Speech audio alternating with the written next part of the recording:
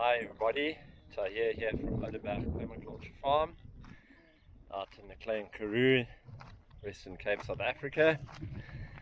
And what we're going to do today is we're going to have a look at pleasant unintended consequences that arise from good design in a permaculture system.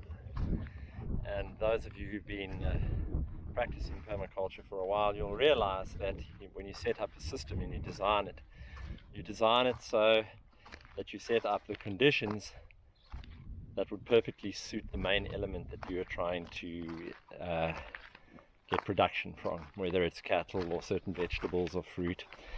And we've all seen in vegetable gardens, for example, where we have volunteer vegetables coming up in pathways and strange places that you wouldn't normally plant things. So they come up on their own because the conditions in that particular area are perfectly suited to their germination and their growth and their fruition. And it's not something we plan for, but it's a side effect, a byproduct of a broader system design.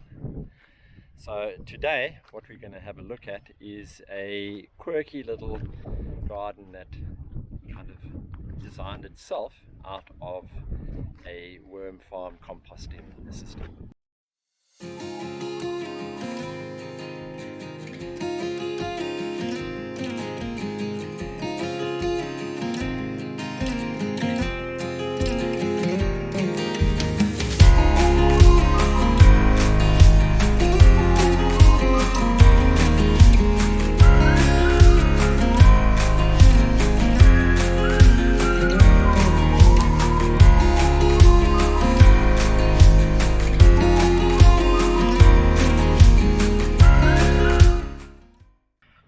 So here we are, we're at one of our animal corrals. This is our milking shed. We're not using it at the moment because we don't have our dairy cattle anymore. They just prove to be too much work for the output that we're getting from them. But this is an area where if we need to work with our animals, we corral them up here. So there's a system of different little camps and races and fenced off areas. At the moment we've got our pigs up here. There's nothing for them to do on the farm in terms of their characteristics, which is grazing and digging, and we're getting loads of fruit off the trees and we're irrigating under the trees. So we don't want them in the fruit forests at the moment, so they're up here, and every day we come in and feed them whatever fallen fruit and kitchen waste. And then generally there's a lot of animal manure up here because the animals are often stored here during heavy weather, and we bring them in winter time. There's shelter, and then they dung everywhere. The pigs have got their little midden over here, you can see, and we then gather that material and we put it into worm farm bins over here. So we've got 2 worm farm bins. We fill them with animal dung, and then we let the worms do their thing. And so they're essentially like a 1.5 meter cubed, well not quite, they're about a meter high, 1.5 around the side, and then the worms will take a few months to process the manure into a really fine compost. So this bin we've been extracting from, and so it's sitting here. You can see there's still worms in it, and it's a really nice compost, and that goes down to our vegetable gardens, and it's very potent stuff. So it's late summer here, very hot, very dry at this time of the year, although fortunately we've got a lot of rain forecast for this week, and hopefully it comes through and does its thing. We need it. It's been quite dry so far this month, and we're at the back end of the fruit and vegetable harvest. It's the most abundant time of year, and what I want to show you here is what happened in this little worm farm. Is really interesting. Now this is not something that we planted or set up, it's just something that happened on its own.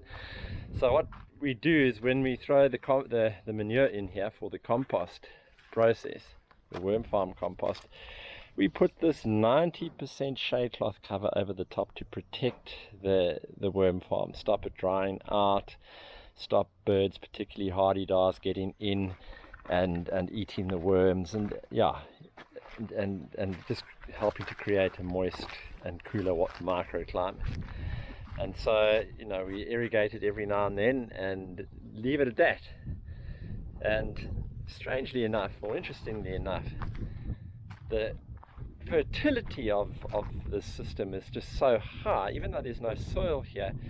Any seed, any vegetable seed that is in here, and obviously we throw food waste in here as well, comes up if the conditions are right, and it absolutely thrives. So you can see here around the base of the bin is a pumping tomato plant. It's relatively recent in its germination, so it's quite late season. All our other tomato plants are huge and they're producing tons of tomatoes. And there's no soil here. This is just like really hard. We're on the top of a ridge. It's rocky. There's a shale bank under here. There is no soil. So this particular tomato plant has got its roots going in underneath the corrugated iron, feeding on the worm farm there and feeding on what's left of the worm compost here. And you can see it's pumping, absolutely thriving. Which just, there's lessons in this, you know, these lessons, they show you what is possible in nature, because nature will always find a niche and occupy it. If you don't occupy that niche, it will. And, you know, generally it will occupy that niche with some kind of pioneer plant, what we call a weed, and it's not directly useful to us. But in this case, we have a thriving tomato plant. But what I've really come to show you is what happened underneath the shade net. You know, and we weren't aware of this, so my staff found it. It's a beautiful, beautiful squash garden here. Look at that. There it is. I'm going to step back. You can see it. This is a gem squash. It germinated on its own underneath the shade netting. It pushed the shade netting up. Okay. It's been kept contained, because these things normally run all over the place, been kept contained by the corrugated iron sidewall structure.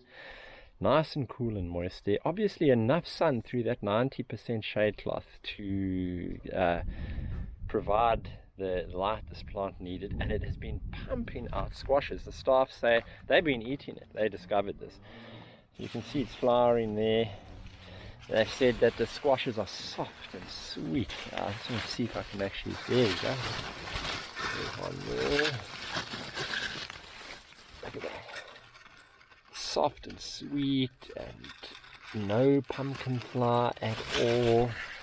And you see, here's another one. And they've been eating, and it's pumping them out. It's absolutely amazing.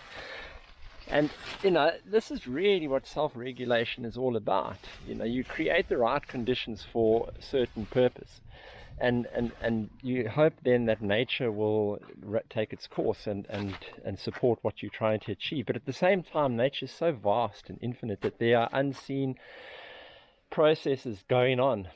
And if you really get the design right, you get these kind of positive surprises. And they teach us a lesson, and this lesson is, wow, here is a really effective system for growing cucurbits. So anything from the pumpkin family, and clearly tomatoes.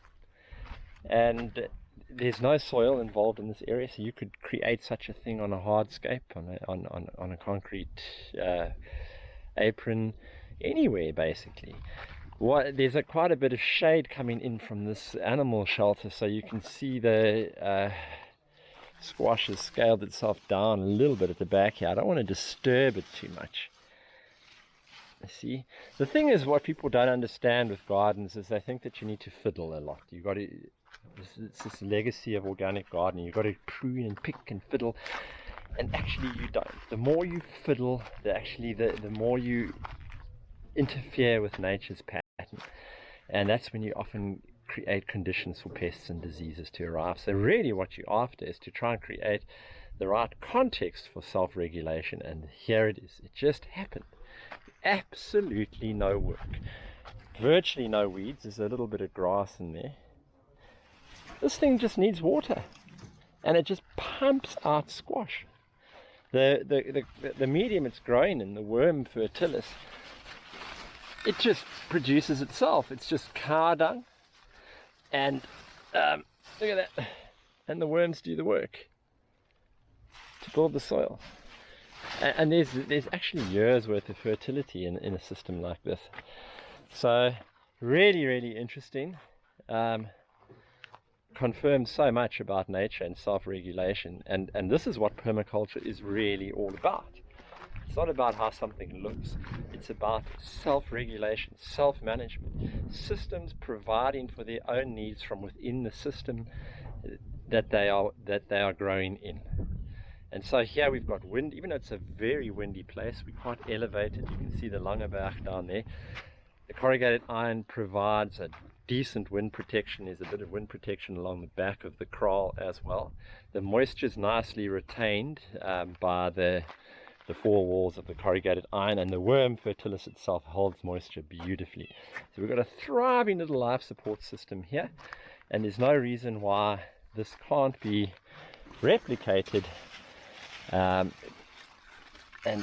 you know, we can grow many different things. There's a beautiful microclimate in here, and I can guarantee you that this thing will keep going into winter because it's not going to frost. What will probably be the downfall is lack of light, but you could technically come and put a lighter shade cloth on top as we go further into winter and the daylight hours get shorter and the light intensity drops, and let more light in and just push this forward. But I think it's a very great model, and it definitely, for tight urban spaces, in areas where you've got no soil, it is exceptionally effective.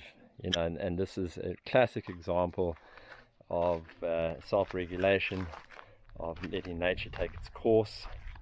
You know, it's about apply self-regulation, accept feedback, integrate, don't segregate. It's all here, produce no waste. And so you have small, slow solutions as well. And you know, if you could technically plant, if you design it carefully, all the way around the bottom edge of this thing and have a ring of very productive running or trailing plants coming off the base of this thing.